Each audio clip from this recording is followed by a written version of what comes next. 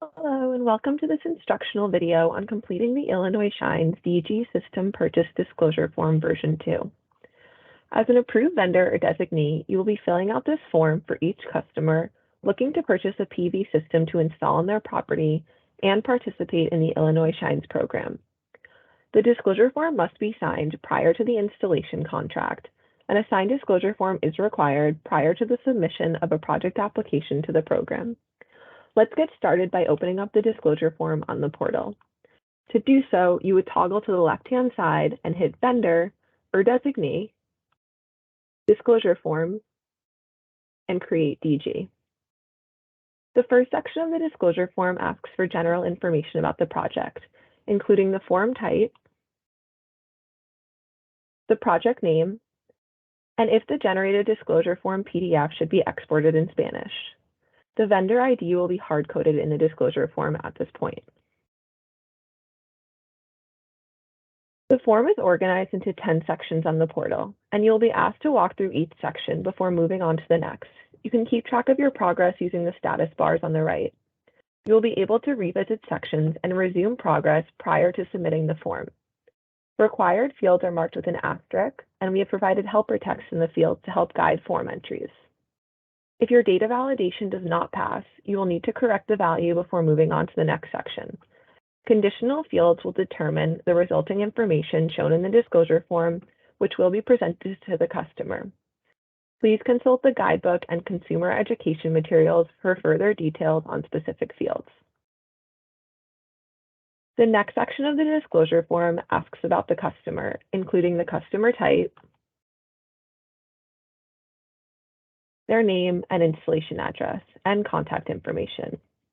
You will see that the state is hard-coded as Illinois and can't be edited. You will also be asked to indicate the customer's electric utility.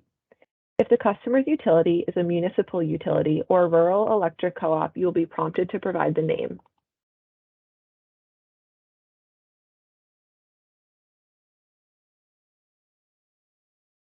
You can hit Save and Continue and move on with the form. The next section of the disclosure form asks for information about the project seller and installer of the system.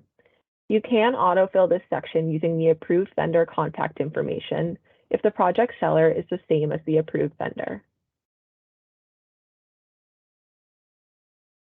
If the name used for marketing is different than the company's legal name, please provide the name used for marketing, as this is the one customers would be familiar with. If the installer is not known at this time, you will be asked to provide 3 potential installers. The legal name is required for any known project installer, while only the marketing name is required for the 3 suggestions. If the installer is known at this time, you will again have the opportunity to autofill using the approved vendor's contact information if the approved vendor is the same as the installer.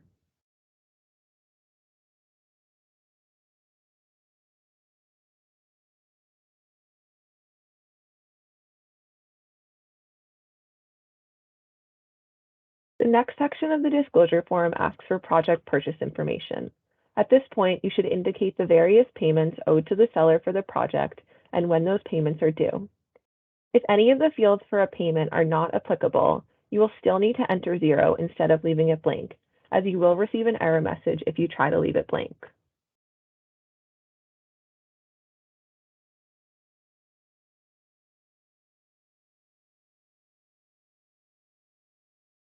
The project purchase price will automatically be calculated based on payments. Be sure not to include the $sign in the field, as that value will not be accepted and you will receive an error message.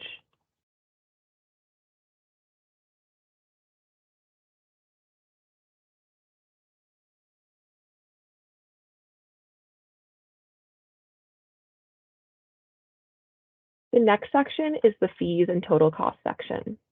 The conditional and non-conditional fees are broken out separately in the new disclosure forms to allow for the summation of non-conditional fees with other costs.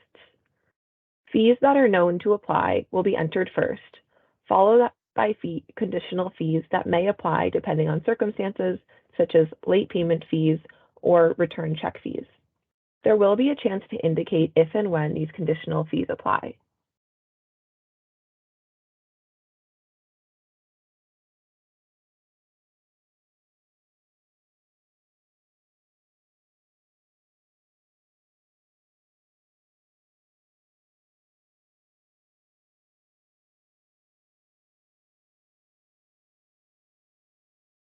In the final PDF of the disclosure form, the costs and fees will be listed out separately and then totaled up.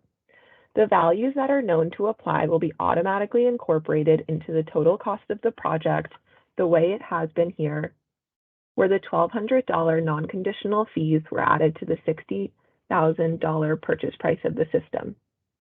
Other fees that may apply will be itemized in a separate table and not included in the total cost of the project. The fee section will also now include a question regarding the collateral fee required by the approved vendor to ensure performance under the REC contract. If the approved vendor plans to charge a collateral fee to the customer or withhold part of the customer's REC incentive payment, they will need to indicate that in the disclosure form.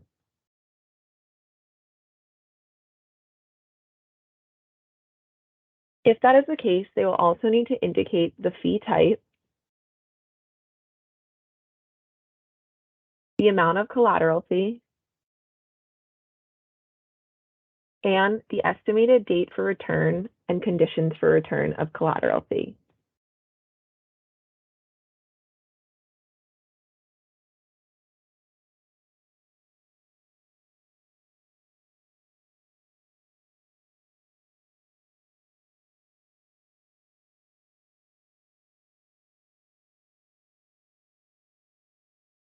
It is important to understand that a withheld fee will not be included in the total cost of the project, but a charges of fee type will be added to the total cost of the project. You will see now that the $1,000 charges of fee collateral fee has been added to the total cost of the project up above.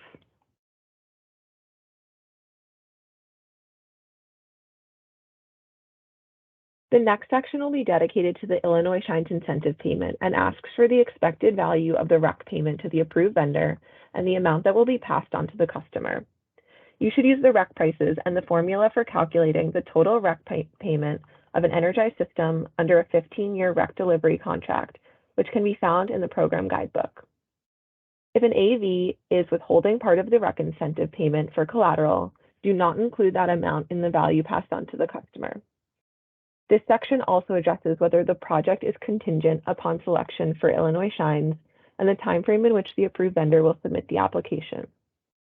If the project is not contingent upon selection for Illinois Shines, select No.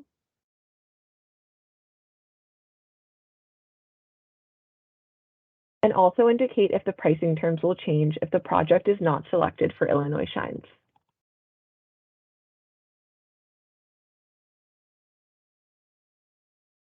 The next section covers project installation timing. The project's installation timing can be estimated. Please provide either the estimated date or the days from when the contract is signed. You will also be required to provide the estimated date for the seller to furnish a mechanic's lien waiver, and select which party is responsible for submitting a project interconnection application to the utility. For example, it can be the seller, approved vendor, installer, or customer.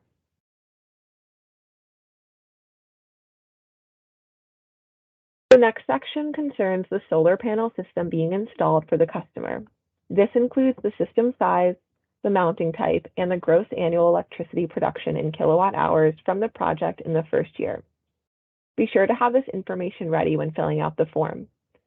The first year production and AC system size will be used to calculate the 15-year capacity factor, which can be found here. The capacity factor will help customers understand how well the solar project will perform relative to other projects in the program. The gross annual electricity production field will also contribute to a calculation on the PDF estimating the value of the electricity that the solar project will generate over the 15-year contract.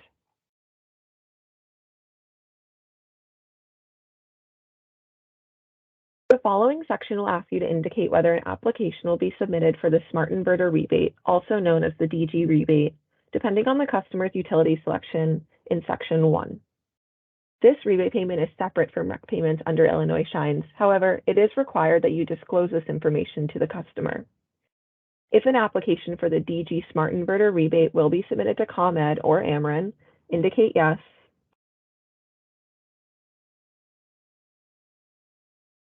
and indicate the rebate amount and who keeps the rebate payment.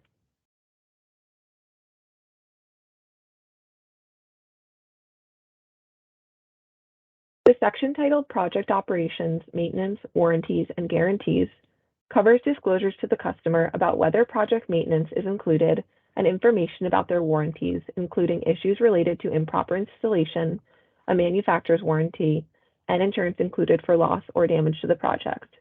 If the customer has warranties provided, please be prepared to provide information on how many years it is included and who is responsible. For example, you can select seller, approved vendor, or installer.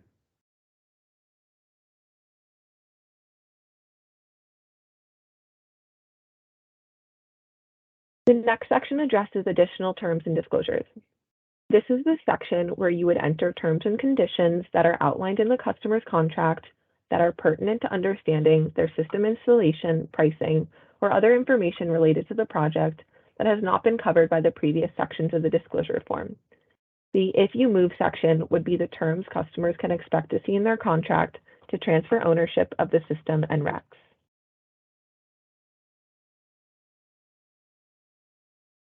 By the final section of the disclosure form, you will have entered all the information that is required. Once you click Submit and Download, you cannot make any changes to the disclosure form, so make sure all the information provided is accurate and complete. After downloading the form must be signed by the customer and uploaded or sent to the customer for electronic signature via the Illinois Shines program portal.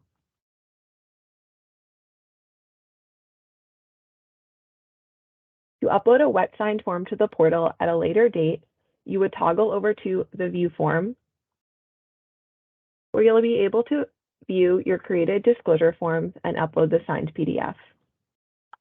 In conclusion, the Illinois Shines Adjustable Block Program DG Purchase Disclosure Form is an essential document that must be filled out accurately and completely on behalf of your customers to participate in the Illinois Shines program.